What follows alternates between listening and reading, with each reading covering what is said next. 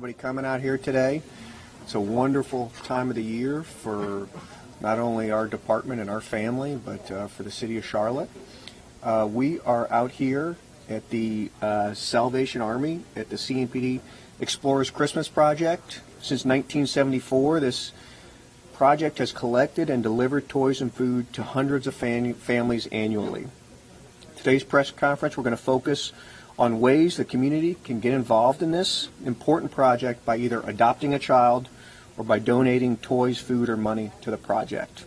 We have a couple of speakers. First off is going to be Assistant Chief Vicki Foster. She is a Chief over Support Services for the Police Department. And we also have Major Larry Broome with the Salvation Army. His last name is spelled B-R-O-O-M-E. And then finally, we have Naeem Rush Jenke. He's a 17-year-old senior at Footprints Academy, and he will share his story with you as well. Following this, we're going to take some questions where we'll talk about the Christmas project. Then we've got a double header for you today. After that, we have Sergeant Rob Sprague, who's going to talk about identity theft and how you can protect yourself in this holiday season. So starting off, we have Assistant Chief Vicki Foster. Chief? Good morning. Good morning. As we said, since 1974, the Charlotte-Mecklenburg Police Department Explorers Program has provided a Christmas program for approximately now 44 years. It is our goal each year with our partners to provide at least 3 toys to children that are in circumstances beyond their control where Christmas may not be the best for them. We also provide a food box for the family. So we've been doing this for a very long time, and we obviously could not do it without the support of all of our community partners, and there are a lot of them to name, and I'll try to remember most of them, but definitely our partnership with the Salvation Army is very strong. We've been doing this now for several years with the Salvation Army, and we are very blessed to have them as they have taken on a major role in this project. CPI Security, Toys for Tots, Beasley Media, there's several others that I want to make sure that I miss. Charlotte Motor Speedway and several others, and the police officers are the main part of this project. The part that they love and enjoy is giving the toys out and going to the homes of the families and being able to provide the boxes and the toys to the kids. So that is one of the favorite parts of our officers, and we are so very happy that everybody comes together at this time of the year to ensure that we provide a great Christmas for the families in Mecklenburg County.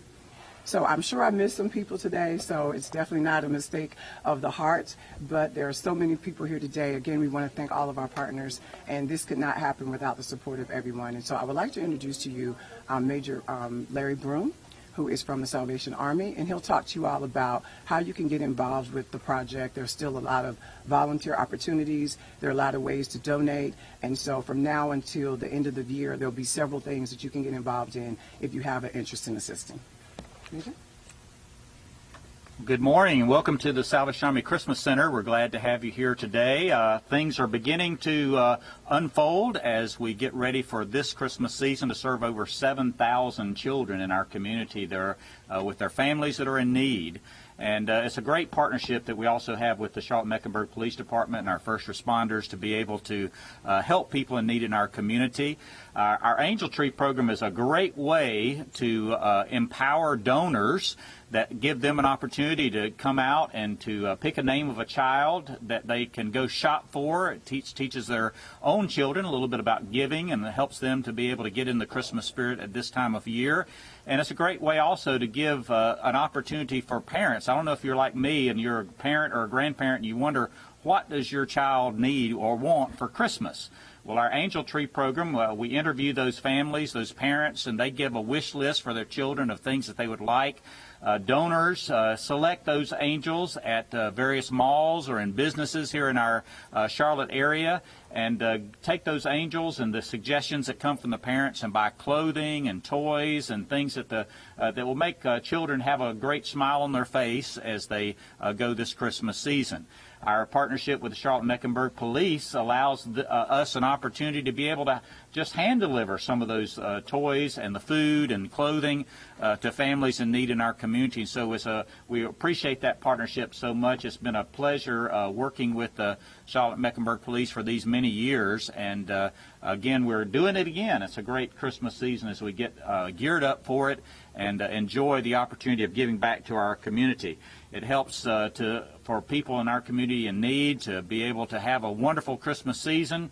I think those food boxes are appreciated even more because it gives a great opportunity for that family to have a good Christmas meal and enjoy fellowship around the table with their family and friends. And we have so many volunteers, so many people that help us to make this happen during this Christmas season. So thank you to the Charlotte-Mecklenburg Police Department. We're so great to be partnering with you again, and we look forward to that distribution day when all these bags that we'll see accumulated here get to go out that door and be able to be around someone's Christmas tree on Christmas morning to share. We love working with the Explorers program from Charlotte-Mecklenburg Police, and I'm happy to introduce Naeem Rush-Janke, who's one of the Explorers, who will tell us a little bit about their involvement in their program here as a part of our Angel Tree here at the Salvation Army. Good morning, all. My name is Naeem Rush-Janke, as Lieutenant Koch and Major Broom has previously explained, and I'll tell you a little bit about the Explorer program. It's a law enforcement, comprehensive and law enforcement-based program that allows youth ages 14 to 20 to explore a career in law enforcement. We are afforded the opportunity to participate in things like community service, training, competition, and a variety of other opportunities that we were given. My favorite is the Christmas Project, where we are afforded the opportunity to be able to assist the Christmas Project from start to finish. We start by preparing the toy donation boxes. We continue on to promote the event and encourage our community members to continue to donate, and we wrap it up by delivering the toys and gifts to the children in need on the delivery day. And that's a little bit about it, and I'll open it up for questions at this time. What is it that you personally get out of being a part of the Christmas Project? So for me, I'm pretty service oriented and have a passion for servant leadership. So it's an opportunity for me to take those passions and take what I like to do and put it into a project and truly give back to the community that's served me for 17 years now. How did you end up being a part of the Explorers program in the first place? Can you talk about that a little bit? Yes, ma'am. So currently I'm a Boy Scout. I'm an Eagle Scout candidate of Troop 13, and I learned of the Explorer program just through Boy Scouts, and once I found out about it, I was intrigued. As I spoke on, my dedication to community engagement and passion for servant leadership allowed me to pick this Explorer program because it gives me the opportunity to take both those and utilize them very effectively. What is it like for you when you see these gifts being dropped off to the families in need around Charlotte? It reminds me of the feeling I used to get as a kid, going downstairs and ripping open toys and throwing the gifts all over the place. It just reminds me, and it's a very insightful experience. It allows me to understand that maybe everyone's not as fortunate as I was growing up, and it gives me the opportunity to look in from their perspective and really assist them in that time. If there is a family out there watching this who may be on the fence about donating, not donating, why would they be benefited from donating? I'll direct that question to Assistant Chief Foster. Well, I think that typically what happens is people don't really realize how much of an impact that this actually makes on people. We have people come year after year and tell us their story about how important it was for them to get up that morning and to have something to open. And you don't really know how much that impacts a person's life, especially a child. And so I would say if they're on the fence about donating, then consider their own lifestyle and how they felt as well. And then also just to be able to brighten somebody else's day. So hopefully that would help them want to do it. You mentioned how people can donate with food and toys, but where should they be dropping these items off? If they want to send monetary donations, go into the logistics of how people can give back this holiday season. If they want to get an angel and buy toys for a child, those are going to be at most of our major malls here in the area, so they can get an angel and be able to take that and from the wish list that's on that tree, they buy those gifts. They can bring it back to the mall. There are some uptown as well in the at the Bank of America building in the Founders Hall area, so there's angels up there for people that work in that area. You can get those. cash donations. You can donate online at the SalvationArmyCharlotte.org is one place to donate, and there may be other places where we can do this for the CMPD program. But you can give, you can donate, you can also go online there.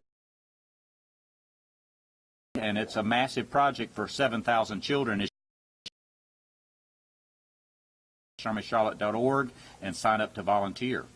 And we also have boxes at our division office toys, so we have boxes at each one of our division offices as well. Just that we come here every year and we do the big story of all these. I'm confused. They help to identify some families that may get missed because of resource officers, through other just with the need in the home, and so that gets on the list here to be able to make sure that situation, but we just don't know about it. They're kind of the eyes and ears of been a great partnership to make sure to be able to deliver it. It helps to give a little bit different image. I have to do some of the hardest needs, so it's a great. I think that helps to give back some of that feeling as well. That hey, we're really here to help this community. We're here to help people in need. So it's a great partnership. Helps to really identify some of the people in need that we might miss in other ways. What's your feeling with your other explorers that you guys working together as a team? How does that make you feel? How does that make other explorers feel in the program? Absolutely. So we are very family-oriented. We're a family-oriented program.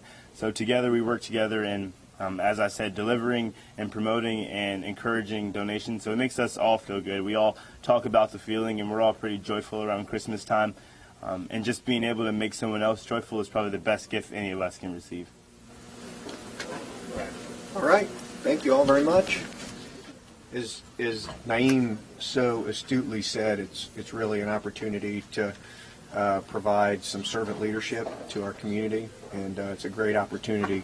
As Major Broom, Chief Foster, and Naeem said, we can collect gifts or drop gifts off at any of our police or fire stations here in Charlotte. You can grab a name at any of the Salvation Army Angel Trees.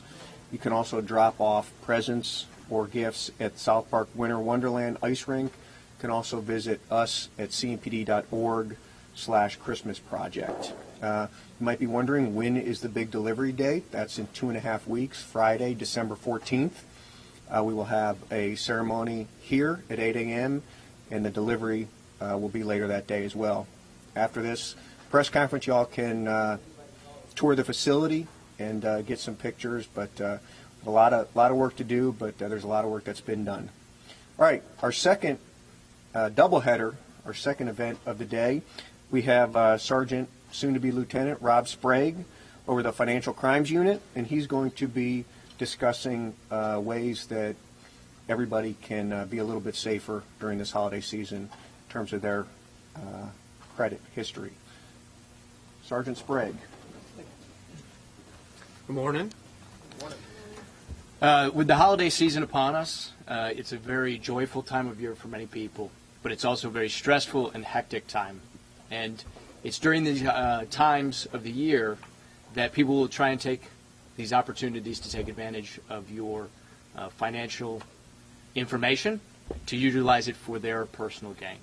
So what we want to do is revisit some security measures that you can put in place to protect yourself, your loved ones, and certainly your personal identification information or your financial identity. One of the biggest things that we see this time of year is through credit card theft, particularly your credit card numbers. What we would ask you to do is to utilize the chip that are on the majority of the cards nowadays, that you're utilizing that.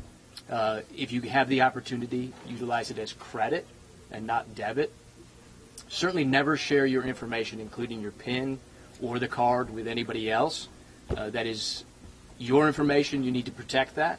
If you feel as though that it has been compromised, go in, change it, contact your bank. Check your receipts after you make the purchase, and I would encourage you to go